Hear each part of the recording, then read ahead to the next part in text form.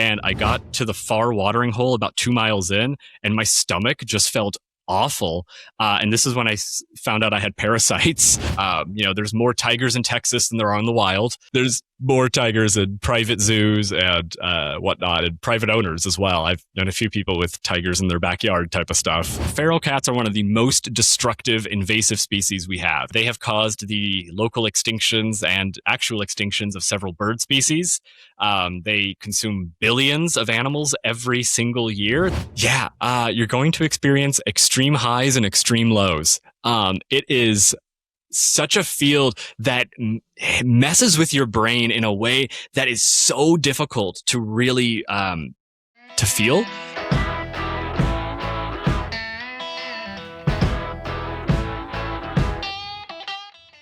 All right. Hey, Dillon Jones. Welcome to Tales from the Shift. How are you doing today, man? I'm doing good. Happy to be here. Glad to have you here. First time having a wildlife biologist. We had a marine biologist. I'm assuming there's some differences. We'll get to that. Don't let me forget that towards the end, I'm going to ask you what's the secret about being a wildlife biologist. Most people don't know. Hopefully you got a nice answer for us there. In the meantime, why don't you just start by telling us real basic, maybe a paragraph or two. What does a wildlife biologist do?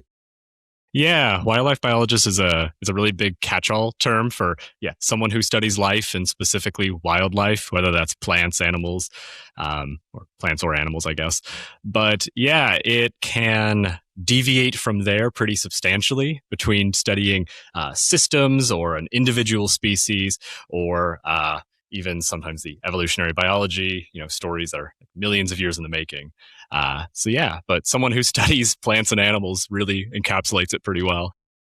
Excellent. Okay. So how did you end up in the job?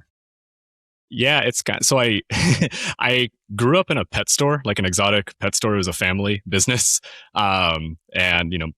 Joke that my mother was born next to the guinea pigs because it was a home birth. And so when I got into college, I sort of gravitated towards animals in general. And it was this sort of stepping stone thing of helping a professor run his educational animals. He needed help taking care of them. Then he started doing some research and I was like, I want to help with that. He took me on a few trips and just sort of since then it's been constantly doing it for, I guess, about 12 years now. Yeah. Okay.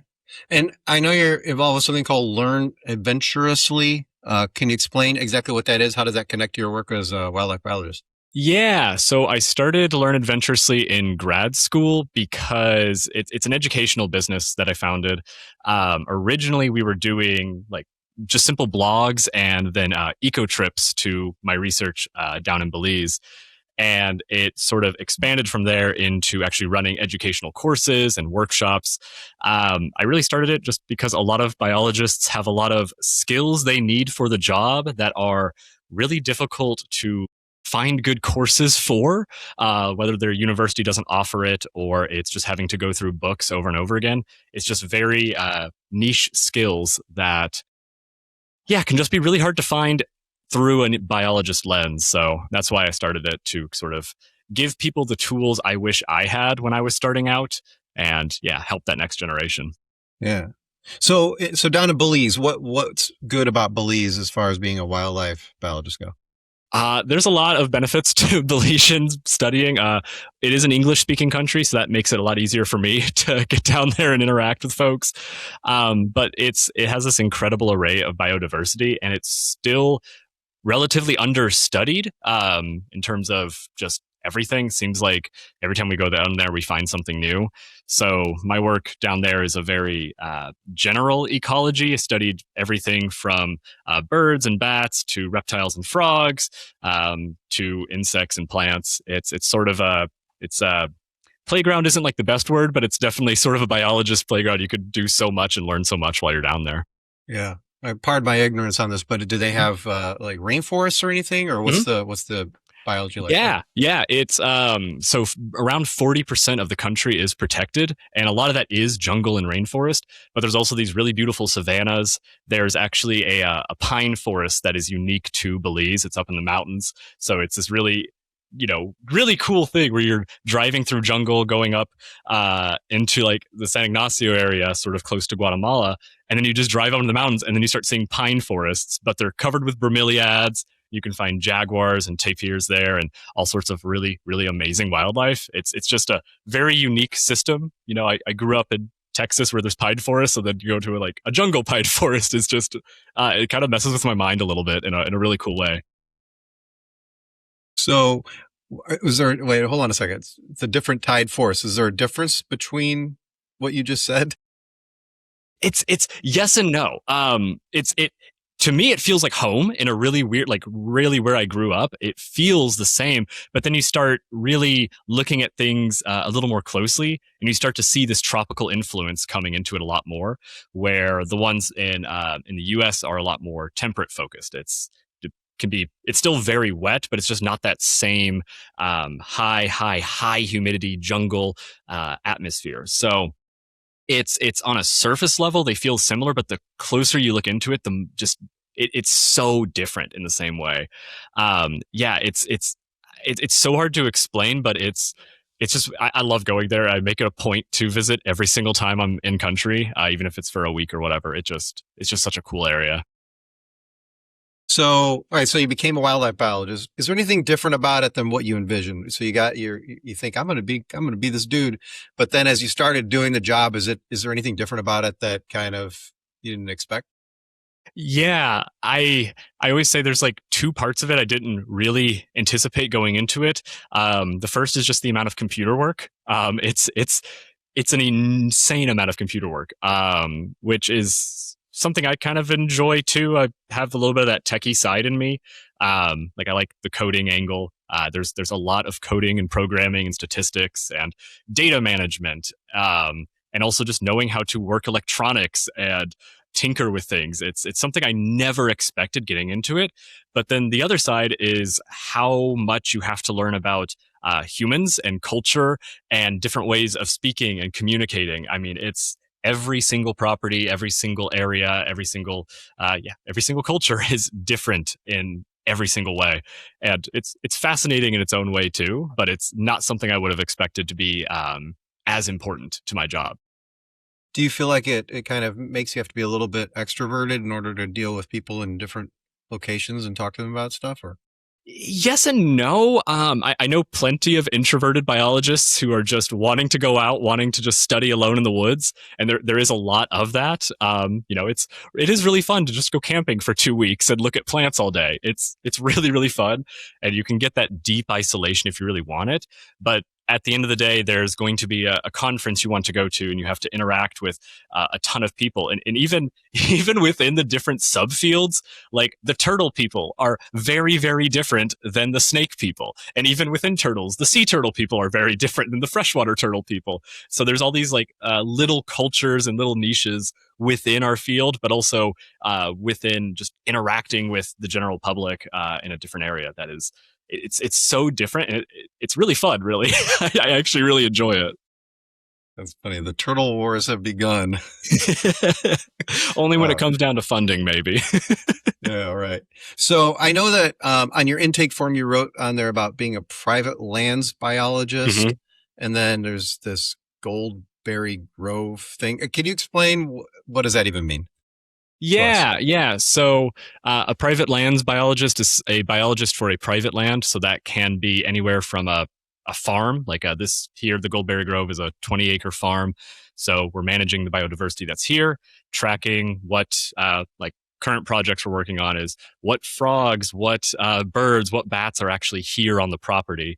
But also it can include things like invasive species management. So trying to get rid of, right now we're working with Japanese beetles because they're eating a lot of the plants. So that is really what a private lands biologist can be at a basic level, but it can also include, 200,000 acre ranches that need to manage a huge habitat for a bunch of cows, right? They need to manage the grasslands there so that they actually are producing and being healthy so that the cows and the cattle can actually graze on it.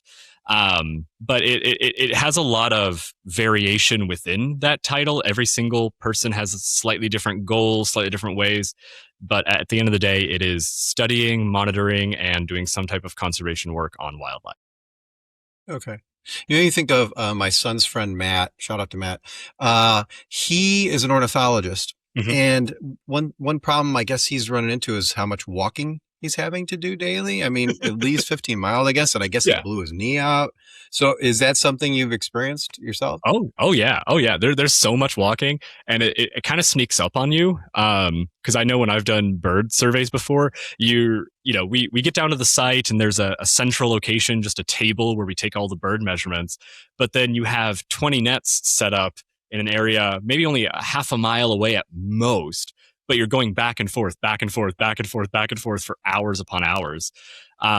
Or you're having to do camera traps and you have to hike up a mountain to just change the batteries and get an SD card and then hike back down. So it does keep you very fit, but it is a lot of walking. It is, and usually with gear on your back. That's the other part of it. So in my work at air traffic control, we wash a lot of people out of training. Is there any process in your work that you say goodbye to people, you're not making it? Is there any type of measurement system for a wildlife biologist? There can be. It's so dependent on who you're working with, but I usually say that like one of the first big filters, I guess, is when people have to do field work for the first time, and that is often at a university class. Like I had a field herpetology course where we went out and just looked for reptiles and amphibians and camped for a few days at a time. And it is definitely a weed out session. People have this idea of, oh, I'm just going to go out and, pick up turtles and measure them. But to get the turtles, you have to go into water that is just above freezing with big nets and move it through. And it is grueling work. So that's definitely one of the big first filters that folks do, especially for wildlife biology. So it can be tough. There's a lot of grit involved sometimes. Well, I was going to ask you what's the number one reason people quit. So it sounds like physical demands could be part of it. Is there anything else you can think of that would cause people to quit? Yeah, usually it's the pay. Usually the pay makes people quit. There's not much funding in it. It's my entire career. You're looking at jobs that typically are below what fast food makes. So it could be sometimes a little taxing to go through like the Starbucks line or whatever and just think I could just quit right now and make more money and live a more stable life. Because the nature of the work is also seasonal. So you may even make good money, but only for 3 months. And then you have to look for another job and there may not be anything in winter. So it's really good if you have a nomadic spirit and can kind of, live in your car for a couple months at a time. But that is like probably one of the biggest filters for why people quit the field is just lack of jobs, but also just low pay overall. Why do you think the pay is so low? Is it just because they can get away with it because people still do the job anyway? I know we had a dolphin trainer on here before. Oh yeah. And they paid her virtually nothing because, hey, you get to play with the dolphins, right? Yeah. I mean, is there something like that involved here? Yeah, I mean, it's definitely a passion-driven field. I have a lot of colleagues who I went like through school with, who I did studies with, and they're out of the field completely. They're still fulfilled in their own ways, and they usually end up contributing to biology research just on the weekends. And that's still really impactful work. But it is, it is very difficult, very passion-driven, and I think some of it is just there's an overall lack of funding, and I should say this is from a very like U.S. centric perspective. Different areas have more funding or more support. It varies so much. But even then, you have to either be someone who can write really good grants and bring in your own funding all the time. You either have to be independently wealthy. That's something that's for as long as biology has been a field, the independently wealthy have been doing it. Even Charles Darwin, he was on a boat. He had his family supporting him to go out and travel the world and write about beaks of finches. Or you have to be able to luck out, get one of these really good jobs, get into academia, or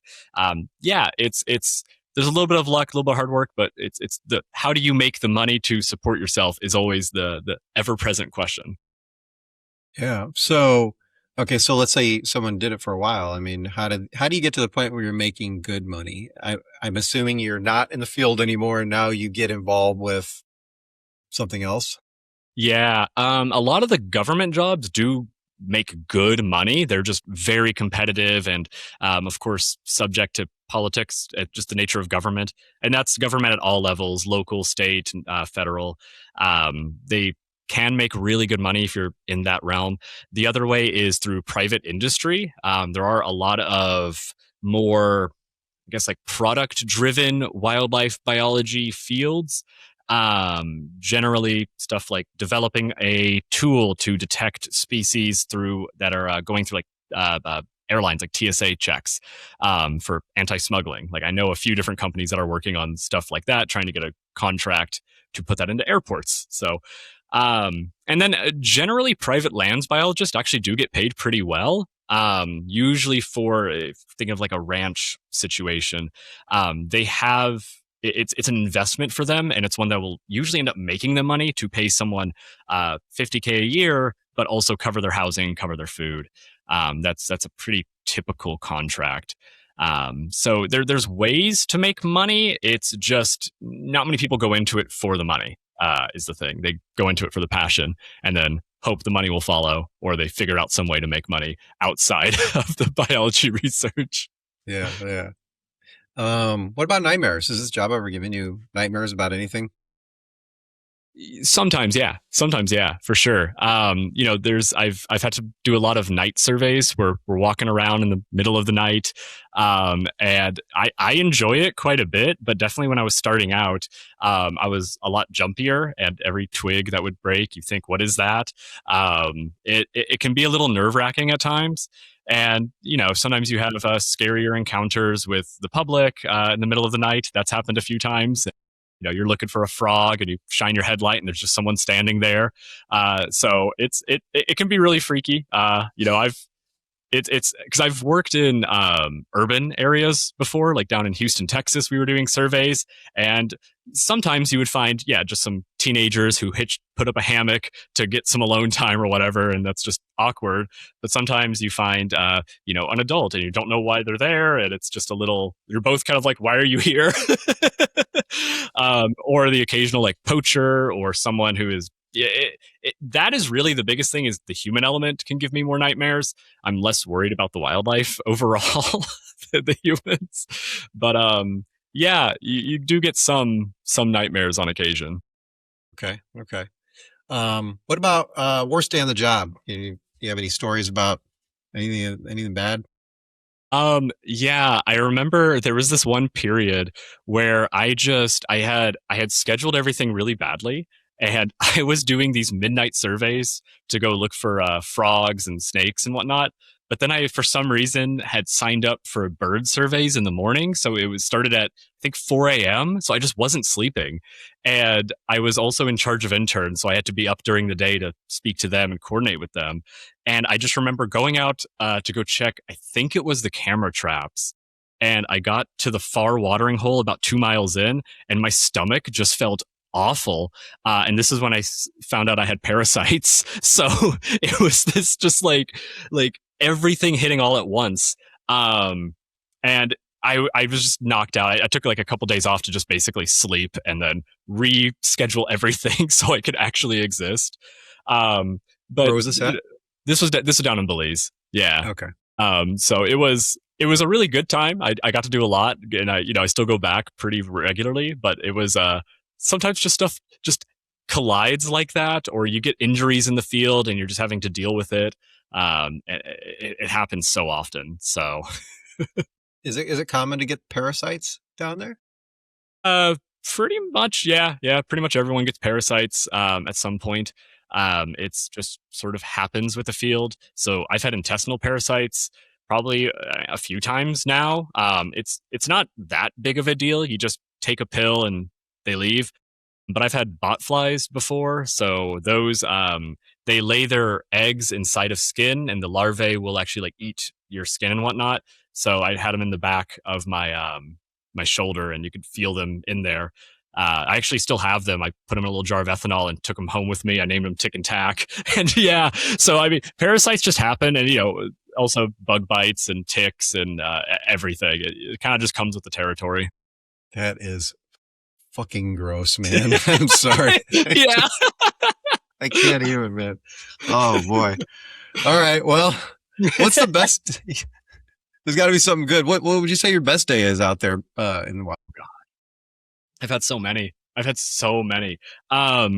I think there was this one day that always stuck out to me. I was studying these two frogs, the Julian's frog and the Violence frog.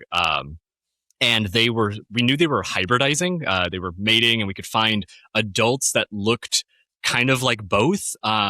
But we couldn't really figure out where they were hybridizing at all. Like we'd go to the top of the mountains and we'd find one species, and at the bottom we'd find the other, but nothing in between, except for the adults. So I was sampling the tadpoles, and I probably collected 300 or 400 tadpoles at this point, and I just could never find them in the other's range. It was just there.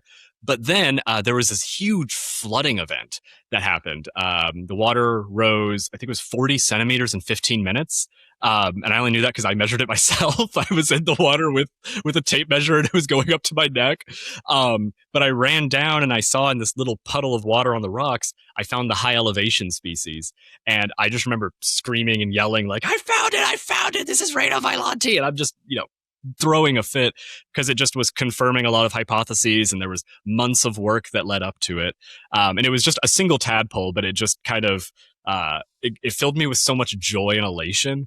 But truthfully, there's so many good days. There's a lot of parties. There's a lot of fun. There's a lot of just excitement and passionate people. So it's really fun most of the time. What do you mean by tell me about these parties? What's going on? Who are you partying with? Biologists are they're party animals for the most part. I've been to a lot of conferences where we run out of drinks, or the hotel usually runs out of drinks at some point. I've had it where we invited some of the drumming circles down in Belize. They'll come down to the station and do a big demonstration. And you'll have the thunderstorms hitting, the lights will go out, but they're still drumming, and everyone's having drinks, knocking it back, dancing. There's a lot of just very, you work really hard and then you just cut loose and relax. So there's a lot of partying, and it's really fun. Interesting. Cool. Yeah. So what about your relationships outside of work? Has this affected them in any way? Yeah. I think most biologists at some point have had a romantic relationship that has ended because of the field work. It is hard to be like, hey, I'm committed to a relationship or whatever, but I'm going to leave for 6 months and not have cell phone contact for a while. It can be really taxing. So typically, you end up dating another biologist, or you just know that it's more short term. Some people make it work, and usually they're like a duo and they're going around the world together and studying, however. But it can just be very difficult. And that's something I've never tried to hide from people. Whenever I'm dating, we're just talking about the field. It can definitely be very difficult. It works for some people, doesn't work for others. But yeah, it's definitely good if your partner's an introvert, but it can be, yeah, it can be taxing. And even friendships, it's every 2 years, my life has changed. I uproot, I go somewhere else, I live somewhere new. And it can be, I have more friends in different corners of the world than I usually do where I'm living. That is a recurring trend of my life. It's comforting in some ways, knowing that I can go almost anywhere and I have friends whose couches I can sleep on or, hang out with. But it's really hard to have those super deep, longer term relationships with just anyone, really. Yeah. You mentioned biologists getting together with other biologists. What's the breakdown as far as men and women? What's your average? What would you say the percentages are there? It depends very heavily on the actual field, and also what stage you're at.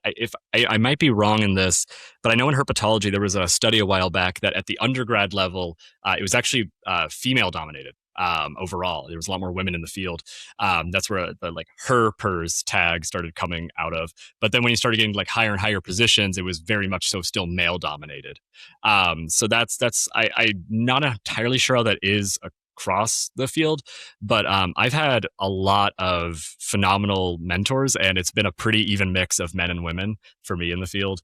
But yeah, it does in some spots it seems more equal, but then when you start getting into, I guess, positions of power, it still is fairly male dominated. But yeah, I know, with big cats, there's a lot of women who want to get into big cat research just as a general rule, it seems to be more that. While things like crocodiles tends to be more men. They're kind of like cowboy culture in a way. So I think there's like a machismo element, like a masculinity element of it that kind of plays into it. Okay. Yeah, it is fascinating in its own way. Yeah. Yeah. So, I mean, you mentioned big cats there. So what's your opinion about things like Tiger King and these other, lion type sanctuaries that they have in the United States? Yeah. So I have a really unique perspective on it growing up in the pet industry. Like I was deep in the pet industry. I had wholesale sheets where I could get tigers and lions and bears and everything. Yeah. So I mean I know it really well. And there's a lot of folks who say it's for conservation, and it just usually isn't. There's more tigers in Texas than there are in the wild. That's just a fact. And that seems to be the trend. In the wild, anywhere? Yeah, total. Yeah. So there's more tigers in private zoos and whatnot, and private owners as well. I've known a few people with tigers in their backyard type of stuff. It's way more common than people realize. But I have seen very few cases where the sort of I have a pet and I'm breeding it for conservation. Very few cases where that actually works. Most of the time, it just encourages more poaching and degradation of the wild areas. I always point to the oxalotls. They're super popular. They're in Minecraft. Everyone loves them. The kids go nuts for them. I have literally bought oxalotls by the gallon. Like a guy would come in with milk jugs of oxalotls of all colors and types. And there's millions of them in the pet trade, and they're endangered in the wild. So it's like if this was working, we'd be putting them back into the wild, but it's not. Most of the captive breeding efforts that are working are through zoos or through nonprofits, like dedicated groups who are not only managing them from a ecological perspective, so being able to put them back, but also from a genetics perspective to ensure that they're not being crossbred with another species and they're just a kind of a mutt of sorts, and that they're actually genetically stable to be put out in the wild. So I don't have a very high opinion of it because I just see it encouraging more poaching from the wild to be put into these private individuals' hands who often aren't really doing it for the animals necessarily. Most of the time, it's just for money, and a lot of money. It's a lot of money. Yeah. You mentioned zoos. I'd love to hear your opinion about some different zoos around the United States. What you think about? You can name any of them you want. I live pretty close to Brookfield. I don't know if you have an opinion about that place. What is your opinion here? I'm generally pretty supportive of zoos as a whole. I do agree with like the concept that a lot of zookeepers have where like in a perfect world, we wouldn't have zoos, but we do. So let's work to make them conservation vehicles and ways to inspire that next generation. The only note I always add is that in the US for sure, AZA accredited zoos are the only ones I will really support. They are, if you name like a big zoo, it is most likely AZA accredited. So like San Diego Zoo, Fort Worth Zoo, the North Carolina Zoo. Those are all zoos that I've known pretty well, and they're fantastic, and they're all AZA accredited. But over 90% of zoos are not accredited. There's a lot of roadside zoos, and there's definitely a sort of an old zoo versus new zoo thing going on. The old zoos of the past, their animal welfare wasn't at the highest, and a lot of them are trying to change their enclosures, but it can just be difficult. Just by historical, but the newer zoos that are coming out, like I mentioned, the North Carolina Zoo down in Asheboro, they are huge exhibits and beautiful. I know they're doing like a big new Asia exhibit. And so it's like, that is like a new style, also more like multi-species exhibits. Like in Africa, the African savanna, the zebras and the elephants and the giraffes are all sort of commingling. So now they're getting more and more into that sort of style versus penning them up individually and whatnot. So it is changing for the better. But yeah, when you get into like animal ethics, very few zoos have large enough enclosures for things like elephants. I personally don't think like whales should be in captivity. You just can't provide them with the enrichment they need. So it is a mixed bag for sure. I have noticed maybe it has something to with size also. There's a small zoo I went near my home here. I won't name it. The animals looked like they were just zonked out. I don't know if they put them on drugs. I don't know if they're just malnourished. I don't know. And then we also went to a roadside zoo near Kentucky, and my wife was so fired up when we left there. She's like, I'm calling all these places. And she did. And she did. And no one cared. Yep. And I mean, I couldn't believe some of these animals at that place were treated so poorly. I couldn't believe it. Yeah, I remember I was a kid on a road trip with my grandparents and we stopped at a zoo thinking it was going to be cool. I remember walking through the doors and there was a big sign that says, "Hey, guess what? Animals poop. Yeah, we know it smells." And it's like, what? And they had, monkeys in these very small glass enclosures, and it was awful. And there was nobody there. I was amazed. You go to the reptile house and the snakes are all active and climbing up. And when I was a kid, I was like, oh, that's super cool. All the snakes are out. And now I realize it's like, oh, they're hungry or they're too hot. They're trying to get out of the cages and trying to look for food. So I've seen the full spectrum. Like I grew up near the Fort Worth Zoo, and that's still one of my favorite zoos. I just love it. They're MOLA, the Museum of Living Art, their reptile house. It's one of the best I've ever seen. And I went to the San Diego Zoo for a while when I lived there. And so like there's a huge spectrum of zoos. And that's why it's really hard to have a set like zoos are good, zoos are bad, because it's so case by case. And as a whole, most zoos are not up to par. But the zoos that are. Like I actually work with the Belize Zoo a decent amount. They're a fantastic zoo. Their history is really interesting because all the animals that started there were from a documentary. They were filming it in the country, and they had all of these native Belizean animals. And it was either euthanize them or get rid of them, or no, let's start a zoo. Let's actually not get rid of these animals. And now all the animals there are rescues, so they don't take anything from the wild. They're not doing captive breeding programs to sell to private individuals and other zoos. They are just really there for the Belizean wildlife, and they also manage, I may get the numbers wrong, but a few thousand acres of habitat around the zoo. It's a fantastic operation. All right. Well, we've probably beaten the shit out of zoos enough here. So why don't we move on? How about an unwritten rule about your job? Is there anything that you learned that it's probably not written down anywhere, but things that you should do? Don't piss off the locals. That's a big thing.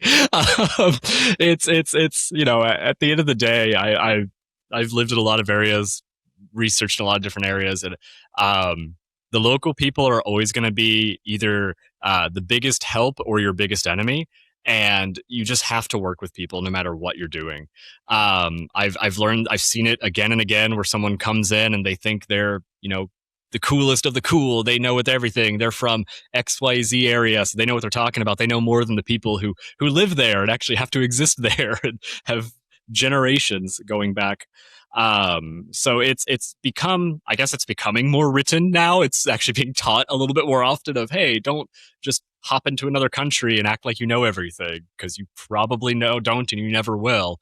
But I've been very fortunate with the interactions I've had with folks, and can definitely attest to how much better the work is and how much more research you can get done, and cool research you can get done. And just not even like beyond the research, just how much fun you can have if you actually are just really embracing whatever culture you are putting yourself into.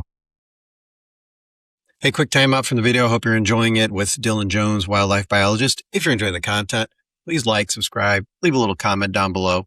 If there's anything you'd like to see on the show, any particular job, or any direction you'd like to see the show go, also leave a comment down below. Let me know what you think. So we had Andrew Lewin on the show before. He's a marine biologist, and he has some questions for you that we'll get to later. In the meantime, there were some things he said during his interview that I wanted to talk about with you and see if they hold any similarity. One thing he said was that a single job, for marine biology at least, can have 800 to 900 resumes submitted for that. Do you see some similar things in wildlife biology for jobs?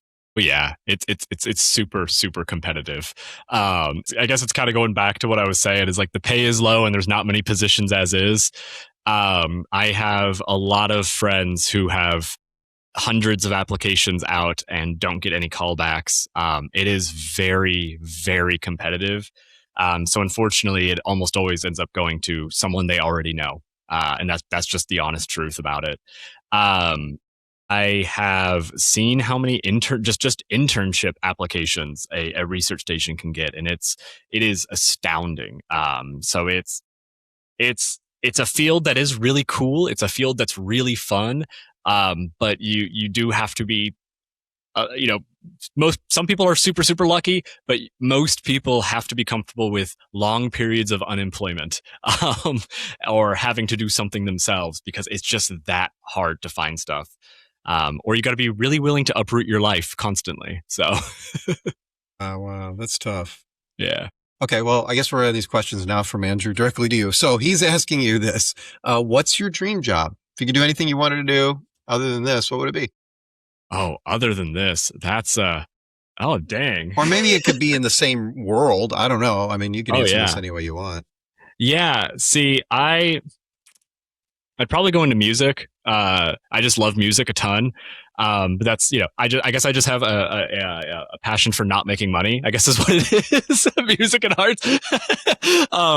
But I mean, yeah, music has always been something I've greatly enjoyed. So I'd probably pursue that more, or maybe even writing, just because I do love the writing process. Uh, which again, yeah, I guess I just don't like making money because I was also about to say maybe like TV and media and whatnot. And even then, yeah, it's just, I don't know. I like that creative side of things a whole lot. So yeah. Nice. All right. Well, his other question for you, this one's a little more technical. What indicators do you use to determine whether animals in the agroforestry system are doing well or not so well? Ooh, that's a really good question. So the indicators that we're looking at, I'm looking at whole system indicators more than anything else. So there can be, yes, we may have a skunk that's out there and, the skunk overall looks healthy based on whatever metrics, but I also want to make sure that it has the prey items it needs to actually eat, actually has habitat for it to go and live in. I'm thinking of skunks just because yesterday a skunk walked up to me and went into its log about 5 feet away from me. But yeah, I tend to look at whole system metrics as in most of my research and studies, because if you don't have the food for the animals can't eat, and ergo the animals are not doing well. So at some level, I go for maximum diversity within the system, I guess is the best way to put it. Okay. I guess that was a good answer. It was a little technical for me, but it sounded really good. Okay. So the next couple of questions are questions that are sort of pushback questions. They're not my opinion. Cool. It's things I found on the internet. Answer them any way you want. But the first one is, some people say wildlife biologists are out of touch with what's actually happening on the ground with hunters and landowners. What do you think about that? Oh yeah, very much so. There's a lot of that. Something I tend to push online or push back on online is people's views of rural folks and the American South as a whole, which goes into a lot of land ownership and hunting culture as well. A lot of it just comes from, I mean, I hate to go like the urban versus rural route, but a lot of folks are just living in cities where there's not that day-to-day connection with going out and seeing the deer in the backyard, seeing the birds overhead, and also the seasonality of a piece of property. My favorite thing is to be at a place for a long period of time and see how it changes every single day. So versus the more, I'm going to a foreign country for a month at a time and then leaving and coming back, writing up my dissertation for 9 months. And that's usually where that disconnect comes from. And each has their benefits and pros, but there definitely is a disconnect. I have seen it. A lot of folks don't understand, especially on the hunting angle, how many of those hunters themselves are conservationists, how many of them really, really understand the species that they hunt. I mean, I I remember running into some quail hunters in Death Valley, and they were talking about, man, we're going to go target this patch of quail because they've been eating a bunch of sage, and that's going to go into the meat that we're eating, and how that actually influences the taste. And they're talking, they were talking very, very deep conservation and ecological theory, and they were just two dudes who just started hunting in their late 30s. Basically, they said to get away from their family for a little bit and just have a bro moment.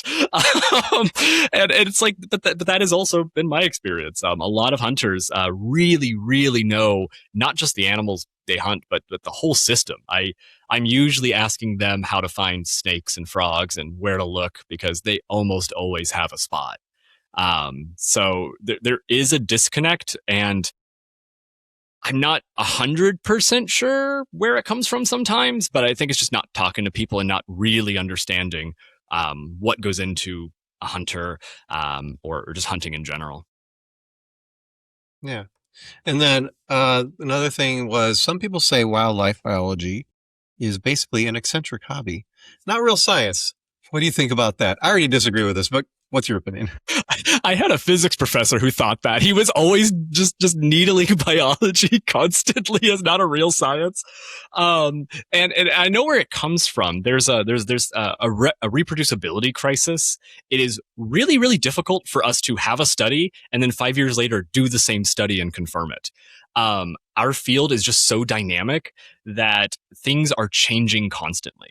So whenever they say it's not a real science, I mean, that's definitely not true. There's so much technical work that goes into this. The models that we have to create now are fascinating. I mean, I had to learn how to do data transformations for the moon cycles, because that whole system is fascinating, and we wanted to learn how bats were being influenced by the moon. And it just, you have to look into things at a much deeper level than you would understand. But it's just that the systems are so complex. Every species is interacting with every other species, and then they're also interacting with the climate and elevation and humanity as well, that it's just so hard to have a controlled laboratory environment with something like chemistry or physics, where someone can write a protocol and someone on the other side of the world can follow it to the letter and get the exact same results. You can't do that here. Every system is different. So I understand where that comes from, but I also say that's like the most fun part of it. It is definitely eccentric. I'll give them that. It's very eccentric. Every biologist I know is weird in their own way. And for some, it is a big hobby. There's a lot of sort of that weekend warrior type who are going out and noting every single plant they see, submitting it on apps like iNaturalist or eBird, or these like community science apps where someone could just like take a picture, say, I saw this bird, I saw this plant, here it is. And I mean, I use that stuff in my research. So there's a lot of people who do it as a hobby, but then it always funnels out to like professionals who are using it at a really deep level. I interviewed an organic farmer pretty recently, and he was talking about how the moon affects his crops. Mm-hmm. Yeah, there's a lot of I will say with moon stuff, on the dives I've gone into, it is really difficult to figure out what actually is the moon versus something else. And there's a lot of stories, I guess. It's so hard to disentangle what's actually happening. So like with us, we thought it's the moon cycles are influencing the bats. And what we really found is that it's not necessarily the moon cycles. It's actually the amount of light that the moon is putting off. So it's not just new moon versus full moon, but it's also when is the moon rising, when is the moon setting, because the bats are able to actually see our nets better. So it's like there's like this interesting thing, but it's still something that needs to be studied a lot more. It is fascinating, though. I know with reptiles and amphibians, you do see more wildlife when it's a new moon or the moon is not out, just because it's darker. So it does influence things, though. On the crop side, I actually don't know as much, though. Just haven't needed to dive into it as much, I guess. He swears by it. So in the news, there is a federal crackdown called Operation Southern Hot Herps, is prosecuting turtle traffickers, including a case involving roughly 300 protected turtles smuggled to Taiwan on fake paperwork. Any opinion about this? Yeah, I have a lot of opinions. Let's hear it. Yeah. So, I mean, I early on, I wrote a blog for an organization about turtle smuggling because it's huge. It's a huge industry that people don't really understand. Um, and because people love to buy turtles for pets, a lot of it goes to the pet industry or for food and medicinal purposes. The medicinal purposes typically don't have much actual efficacy. They don't really work that well. But yeah, you'll see a lot, particularly from like Southeast Asia. There's a lot of turtle smuggling there. Um, as well as from Africa. You see a lot of smuggling out of there, and most of those turtles end up going, at least for pet trade stuff, they end up going to Europe and North America. So I know like Germany is actually a big hotspot where they funnel them through there, and there's a lot that are poached there. So it's the I do think the penalties need to be more strict.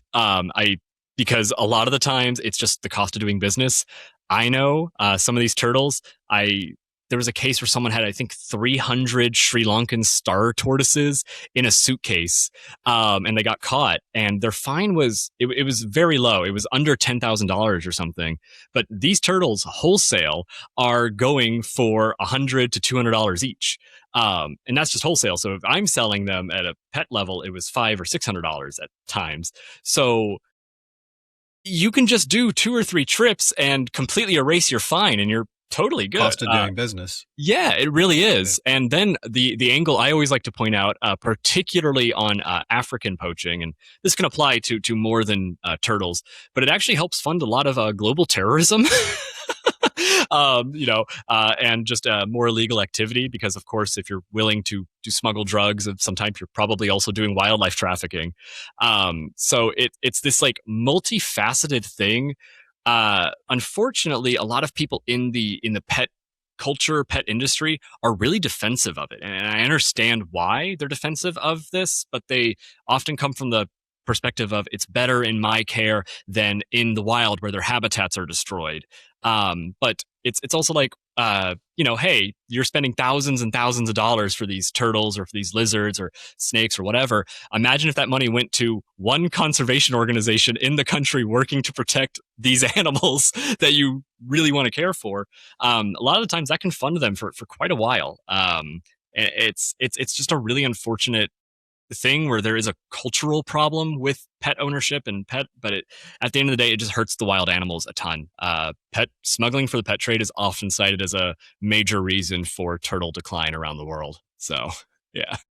Dillon, is there something you could teach us how to do in your job verbally in a few minutes? Yeah, something I've been looking more into recently is actually how to estimate a population size. Because if you have a herd of deer, you could probably just count every deer, but that may be really difficult for other organisms, or you may not know how many deer there actually are. So, or you're dealing with thousands of organisms and counting that high is really difficult. So there are multiple ways to estimate population size. I've been doing that to a degree with some beetles. We've been capturing invasive beetles, and the way we estimate how many we have is we weigh 100 of them, and then we weigh all the ones that we capture. And you can actually do, just based on weight, how many are in a group that you have. So, like just the other day, I weighed out 200. It weighed 25 grams, and then we extrapolated from there. And in a day, I caught 2,159 beetles. So you can do it in that method, and that's good for just like raw totals of small like insects and whatnot. But sometimes you actually really want to know a wild population. And there's this really cool method called capture, mark, recapture. That is fascinating to me. So you essentially go out and you try to capture as many organisms as you can. So maybe it's turtles, and you want to know how many star tortoises there are in a particular population. So you go out, you capture them, and then you mark them in some way.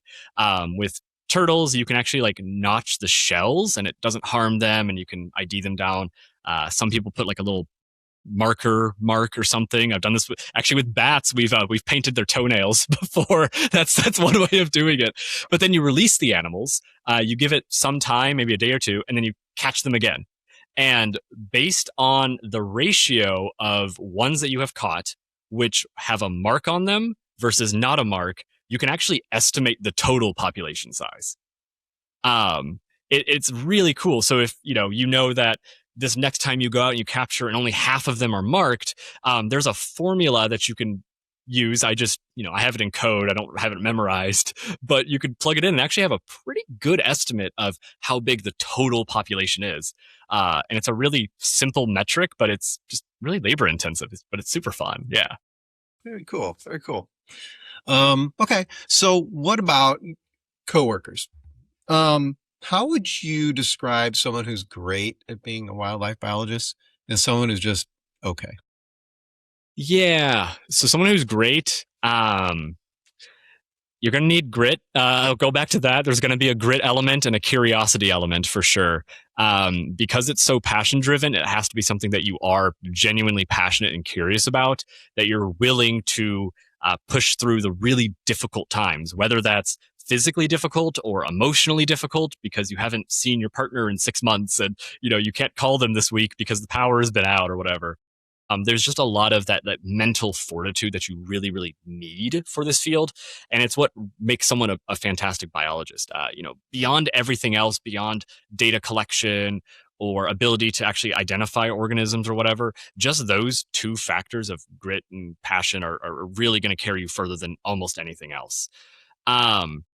And I guess on the other side of that, when someone who's maybe not a good biologist, if you're kind of more in it for yourself, I guess is maybe a better way to frame that. If you're in it for the Instagram pictures only, or you're in it for the idea of telling a girl at the bar that you're a wildlife biologist, so they think you're cool or whatever, they tend to weed out pretty quickly.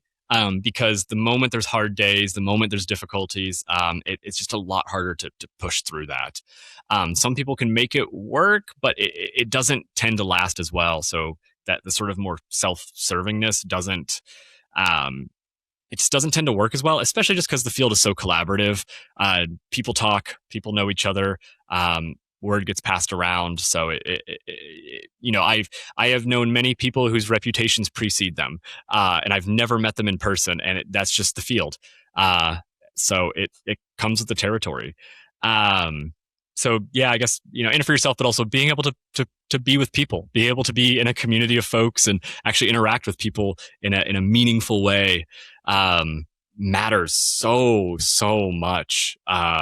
And it can just be very difficult if you don't have that. So yeah, it's I guess it's more personal skills really than anything else. Yeah. What about, I always like to ask people about their hot take about their career. Is there anything that you believe about wildlife biology that maybe a lot of other biologists might disagree with? Yeah, there's takes I feel like that were hot takes 10 years ago and now they're not. So I don't know how to feel about that anymore. But yeah, there's this big problem of parachute science is the term. It's where people from a developed country go into a foreign country and just do all the research and then leave and don't really leave much for the local people. It's a really pervasive problem, and it's still there today. It's sort of this legacy framework of colonization, of going out to an area and staking your claim and then leaving. So there does need to be a lot more research in your backyard.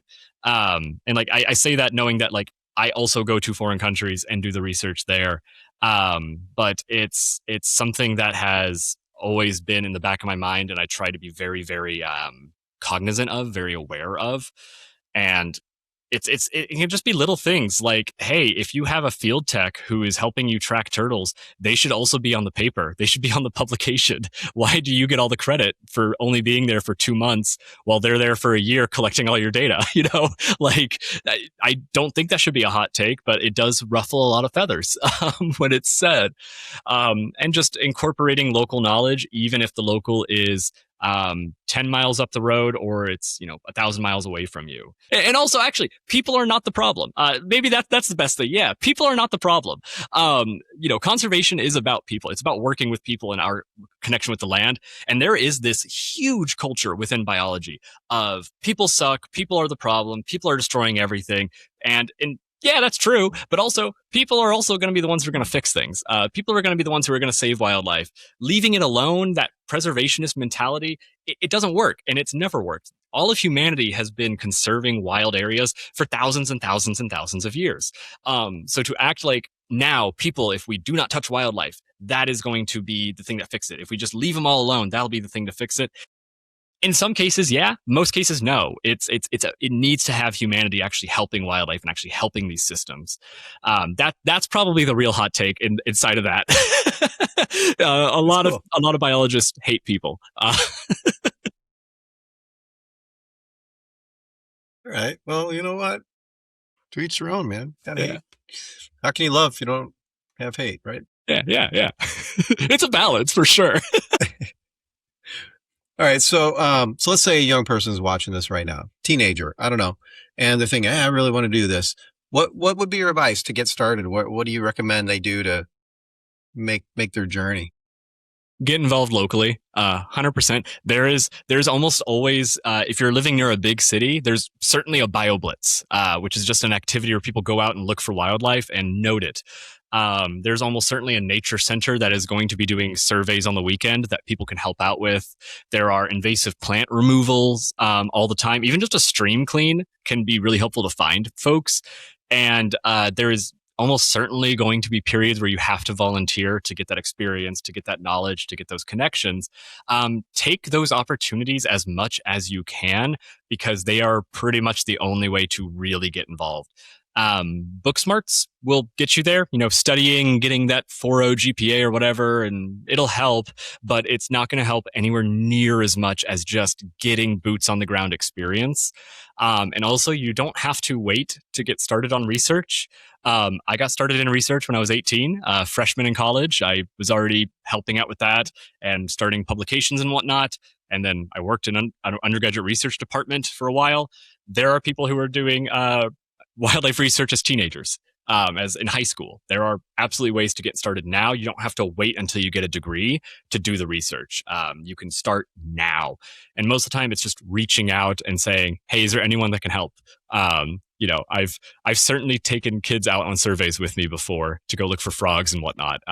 So there are ways. I always recommend reaching out to a local Audubon society or a nature center, or the zoo even can be really helpful. They just typically have more like professional programs that are paid. They don't have as much volunteer work.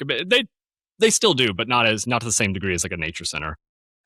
There are a lot of opportunities to volunteer, though. There's so many opportunities that more young people should take. Yeah. What part of this job as wildlife biologist made you feel like the work actually mattered? Yeah, there has been a few times where I've done a survey. I can think of one down in Houston. I was surveying Edith Elmore Nature Sanctuary, and it was just looking what reptiles and amphibians do they have. That's all I wanted to know.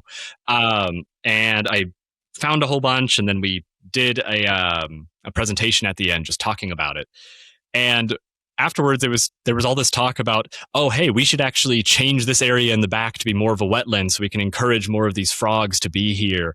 And it's like, oh, we actually didn't even know this species was on the property. This is really cool. And it was just seeing how my work, even at a very basic level, was actually being converted into meaningful change. It was actually really, really changing this little park, because not only do they have the knowledge, just what is here and where is it, but they were already talking about, hey, we need to make these plans to actually change things and provide and create new habitat for species. That was like, oh, this can make a direct impact. And that's where I find on a smaller level, it can really help. But then also on like the education side of things, where I go into that, I've had several parents that have reached out to me and say, my son watches your stuff and now they're in a biology field. They're going to get a biology degree. Or there's been a few mentees of mine, just students or teenagers, or just someone I've interacted with during my career, that years later they reach out to interview me for a college project, or they just said they finished their biology degree. And like, that feels so good when that happens. Like, it's like, oh, I actually made an impact on just by doing research or whatever. It actually made a real world impact. And it really is like those little things of just inspiring someone else to go out and look up things or find something new, or just, yeah, even just building a little wetland in a park, like that to me is gonna feel more fulfilling than pretty much anything else I do. Like more than any paycheck, more than anything else, it's just that always has made me feel amazing. What about perks, benefits? Is there anything about the job that is a cool perk that people might not realize exists? Yeah, people may realize it, but the travel is really fun too. I always say most people work an office job so that they can be where I'm at every day for 2 weeks. That is definitely the biggest perk of the job. It has its trade-offs for sure, but being able to like, yeah, live in the jungle for 6 months. That's really cool. That's really fun. It's a huge perk of the job. And also interacting with wildlife in a very different capacity than most people ever will. That's huge. Whenever we're doing bird surveys and we have to catch them in these big nets and we get to handle them and pull out their wings and actually ID them, you get to see this animal, I mean, in your hand, so up close, in a way that most people only ever see them through binoculars or like in a far distance. So that is by far the best part of the job. Very, very cool. All right. How about the lottery question? I always ask everybody, you win the lottery tomorrow, filthy rich. Are you going back or are you moving on to something else? I'm 100% just buying a bunch of land in the mountains and doing this exact thing with my own land. That's the goal, and the lottery would just make it so much faster. So, yeah, it's the only thing I could ever see myself doing. So, yeah, you have real passion. Yeah. I mean, you need it for this field, or else, yeah. I mean, yeah, you need it.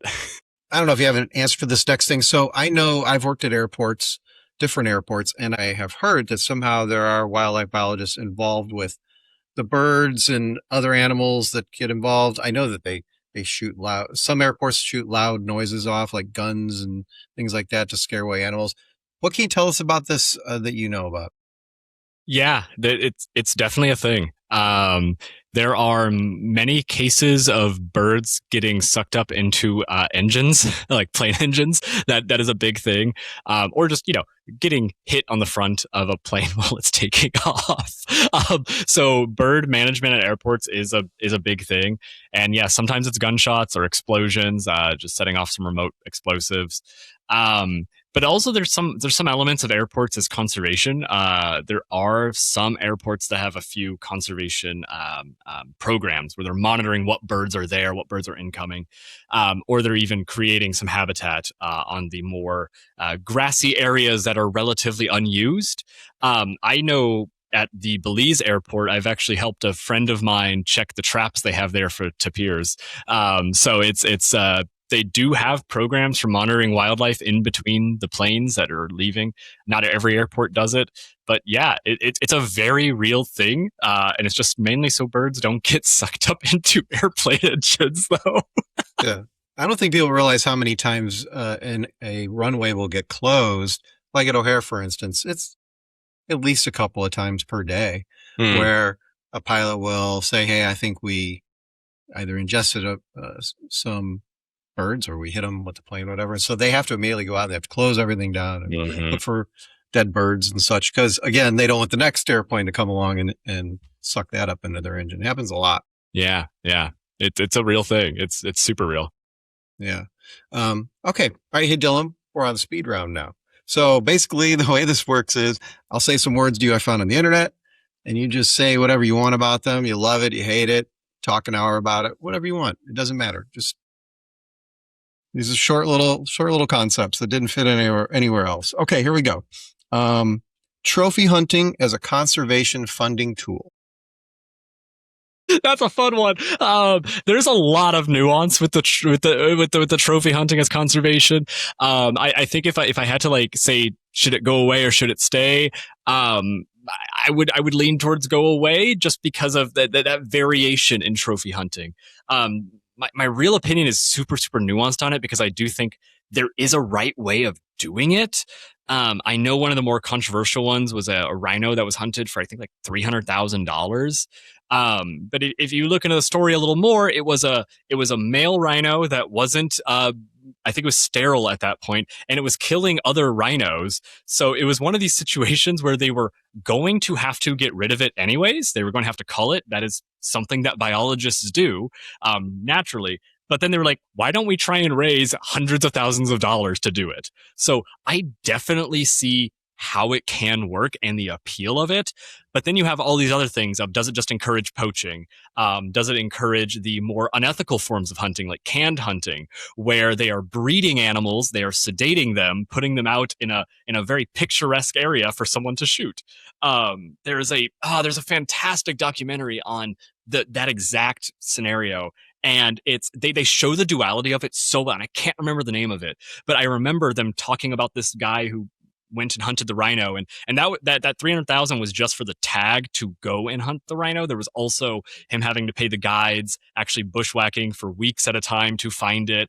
The meat was going to local villages and this and that. So I know there's nuance and gray area there. But then it's contrasted with a guy rolling up in a golf cart with a beer in hand, walking up to a gator that they had pulled out of the water. They had tied it up and he just shoots it in the back of the head. So I'm like, okay, there is a huge duality here. And it's something I really I struggle with less and less, just because I tend to not like the mentality that goes into trophy hunting. It's more about generally trophy hunting a lot of times gets into like dominion over the animal, like I am stronger, I am more powerful, blah blah blah blah blah. Not necessarily the interconnectedness of this animal with the entire ecosystem it is within. So like as a whole, I think it should go away, but I also really do understand that there are cases it can work really, really well. Yeah. Well, we'll get the name of whatever the movie is, and it'll be on the screen, I'm sure, by the time I do the edit. Next item, wolf reintroduction. I'm super pro. Yeah. I mean, we destroyed all of so many of the predators on the North American landscape. We got rid of them. And then we have all these problems with deer that are overpopulating and having chronic wasting disease because wolves kept the natural balance in check. They were part of that natural balance. They would take the sick and the old of the deer or the elk or whatever. And nowadays, humans have to be the ones who have to cull these herbivores that are now overgrazing in an area. They are taking too many resources and causing real detrimental effects on the environment. But we as human beings, we are not taking the sick and the old animals. We're not doing that. We're taking the big, beautiful buck that has a ton of meat on it that is looking super healthy because that's the one that we want to eat, right? The wolves are not doing that. So it's a very controversial thing, but it's not really controversial in the field near as much. Most people are very pro wolves with maybe a few situations. It's really a lot of public awareness and ranchers that are sort of against wolves. Some hunters as well are against wolves just from they think it's going to take away the deer and the elk from them. But the fact of the matter is, hunting as a conservation tool can raise a lot of funds for conservation, but so does wildlife watching. Wolf watching does provide a lot of conservation funding. It is a major attractant, not just for Americans, but from people all over the world to come to areas like Yellowstone and go look for wolves. It brings in a lot of money, and I do think there should be more ways to monetize that. More taxes on camera equipment is the one that's been proposed a whole bunch, or permits to go actually film wolves more often. So, I mean, I'm very pro wolf introductions of all types, whether that's the gray wolves or the red wolves out in North Carolinas and whatnot.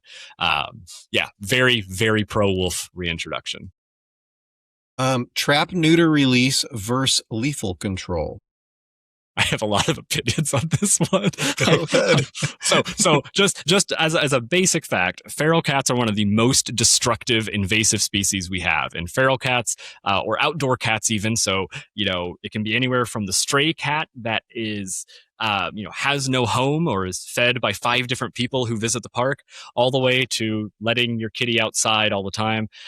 They have caused the local extinctions and actual extinctions of several bird species. They consume billions of animals every single year. That is, that's not just a Facebook hyperbole. That is a scientific fact. They are massively destructive organisms. And unfortunately, trap-neuter-release just doesn't really work. It can work in some very limited settings. Um, and it's more of a situation where it just doesn't really work. The studies repeatedly show that it's not that effective, and from a pure animal ethics standpoint, I don't think it's ethical for the cats themselves. So many of them, yeah, they're trapped and they're neutered and they're thrown back into the wild where they just get hit by a car, eviscerated by a coyote, get some disease and die of malnutrition. It's a really awful life. It's a really terrible life, and I think trap neuter release is a band-aid method. Best case scenario, every single one of those cats would get adopted into a home. That is not the reality. That is not what happens. So lethal euthanasia, it's a technique that is used for almost all animals in biology. If they're overpopulating, if there is a problem, a nuisance animal, it is how it is handled. And unfortunately, it's just with cats, and I understand why. They are our friends. I love cats so much, but it is a massive, massive problem. It's something I don't like, but I also accept that in many cases, it would be the best case scenario, not just for the cats, but also for all of the animals they are consuming. We are losing more and more wildlife, particularly like birds and mammal species, to cats. That if I weigh all the options, it does almost always go back to lethal euthanasia. As awful as that sounds, that's just the truth. Okay. Wildlife corridors and highway crossing funding. Yeah, we should just have a lot more of that. We should just have so much of that. It's a no duh. It's a no. It's such a simple thing to add, and they look really cool, especially the bridges that are going over the highway that are fully planted.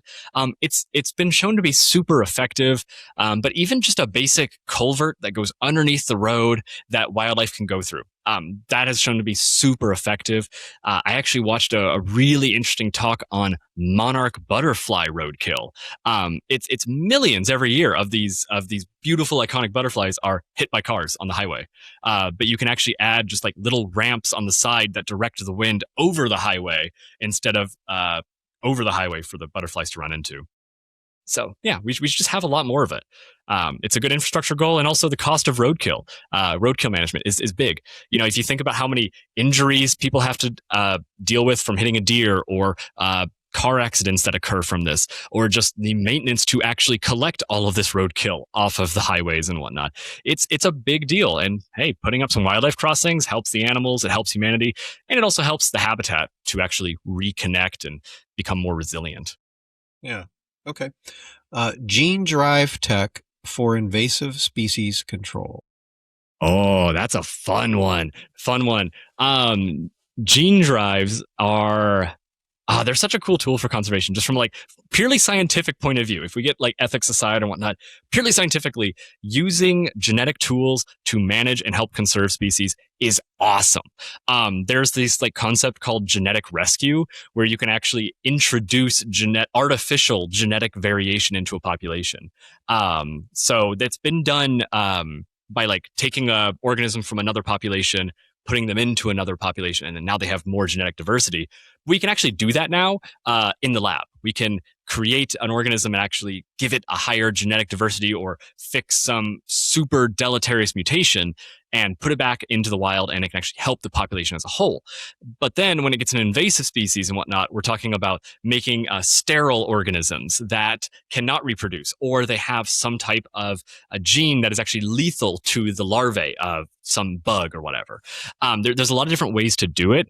And where a lot of the trepidation of using it comes from is the eugenics side of it. There is that sort of element that plays into it of, are we really picking and choosing? Are we playing God? Are we selecting what is good, what is bad, and making these really impactful decisions?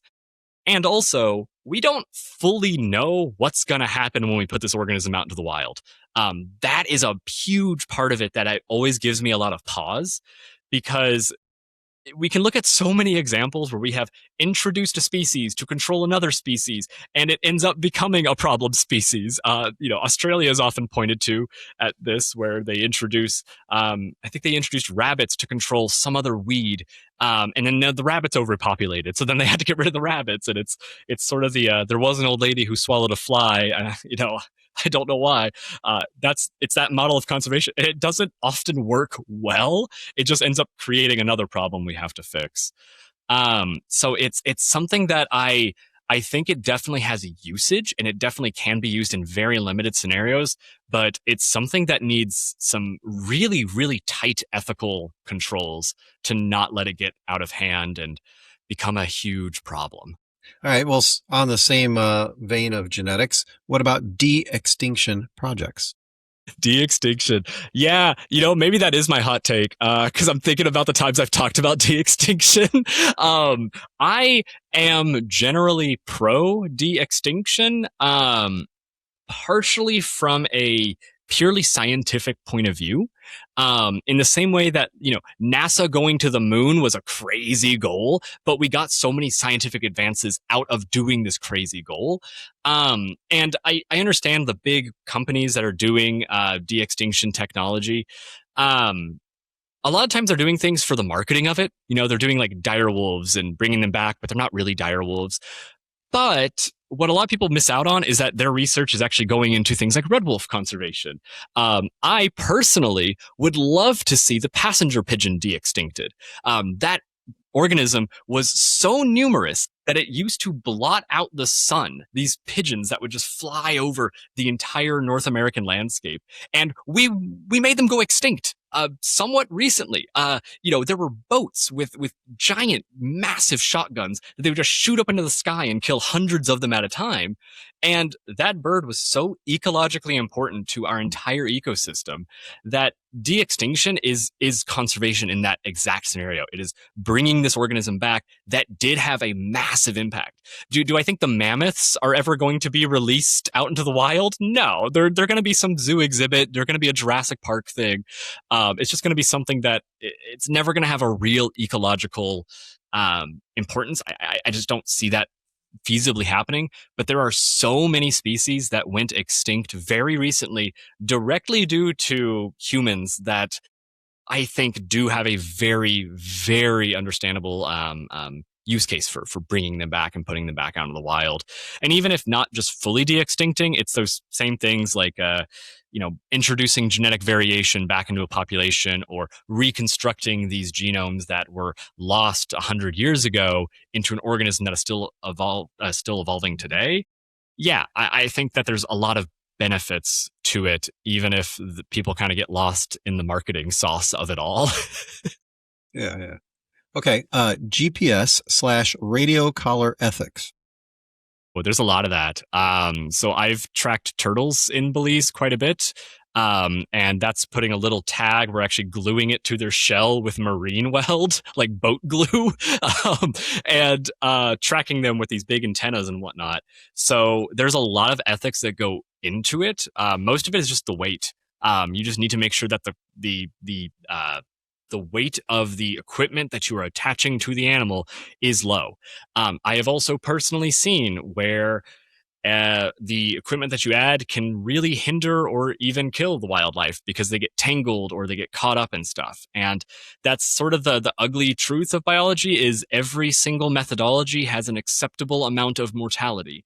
I shoot for under 1%, and I will not do anything that gets over that. I do not like that. It's just not how I like to do biology. I don't think we need to kill them to do biology, especially nowadays. Maybe in the past there was a lot more use cases, but yeah, there are a lot of ethics to it, particularly also with the sort of animals go onto private land, because animals don't respect political boundaries or property lines. They just go where they want to go.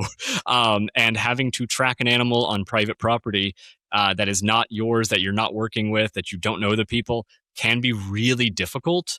So there are some ethical concerns there, but overall, the data we gather from it is fascinating.